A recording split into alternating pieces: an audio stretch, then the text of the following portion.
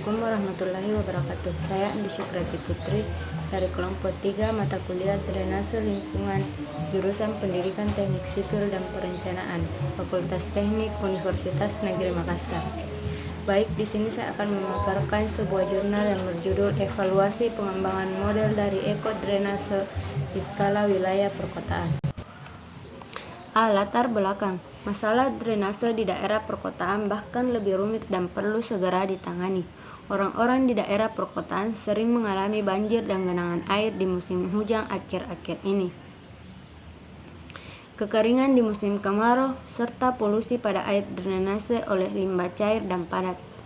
Banjir terjadi karena sungai meluap, sementara genangan terjadi karena aliran air permukaan yang berasal dari air hujan lokal dan air limpahan dari daerah sekitar tidak dapat ditampung oleh jaringan drainase. Pencemaran air drainase terjadi karena kurangnya peran pemerintah dan masyarakat.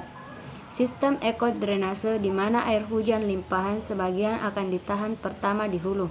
Sejak saat itu sebagian akan meresap ke dalam tanah.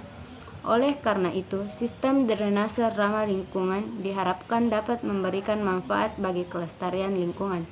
Manajemen non-teknis terjadi dari dua faktor utama, seperti peran pemerintah dan partisipasi masyarakat. B. Metode yang digunakan. Pertama, mengembangkan kuesioner untuk menguji semua faktor dan indikator yang diduga dapat menggambarkan apakah sistem drainase perkotaan skala wilayah telah sesuai dengan konsep ekologis atau tidak. Yang kedua, melakukan survei kuantitatif dengan menyebarkan kuesioner kepada semua pihak terkait untuk mendapatkan faktor penentu kinerja sistem drainase perkotaan.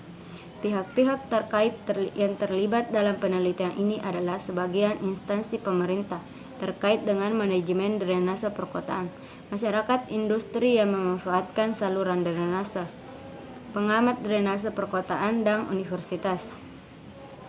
Yang ketiga, melakukan pengujian terhadap faktor-faktor penentu kinerja sistem drainase perkotaan pada skala wilayah, sehingga diperoleh faktor dan indikator untuk mengidentifikasi drainase perkotaan yang sesuai dengan konsep ekologis dengan menggunakan parallel less squid analysis.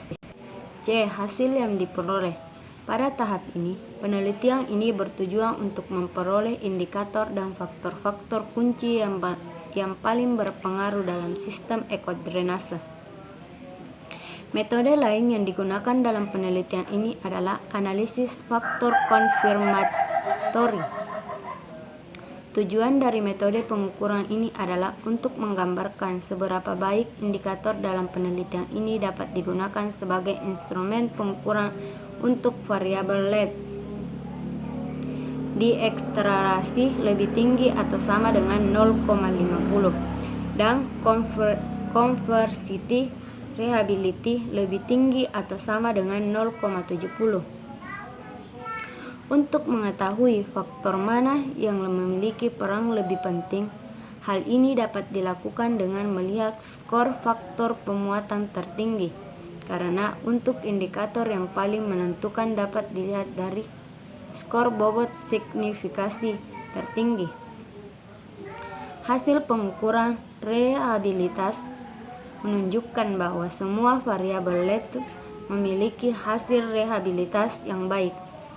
Alasan untuk memprioritaskan variabel itu adalah secara statistik dinyatakan memiliki nilai bobot tertinggi 39. Variabel teknis manajemen dengan indikator sistem penyimpanan dengan nilai bobot signifikasi tertinggi yaitu 82.192.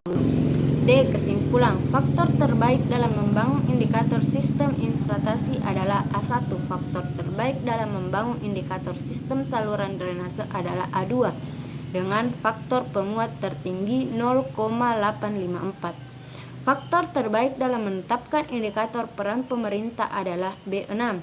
Faktor terbaik dalam menetapkan indikator partisipasi masyarakat adalah B7.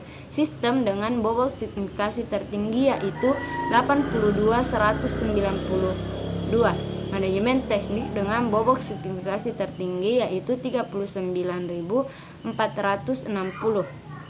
Ketika pihak berwenang ingin meningkatkan hasil nilai sistem ekodrenase, maka mereka dapat memprioritaskan pengelola limbah di bangunan reservoir. Jurnal dari saya sekian dan terima kasih. Assalamualaikum warahmatullahi wabarakatuh.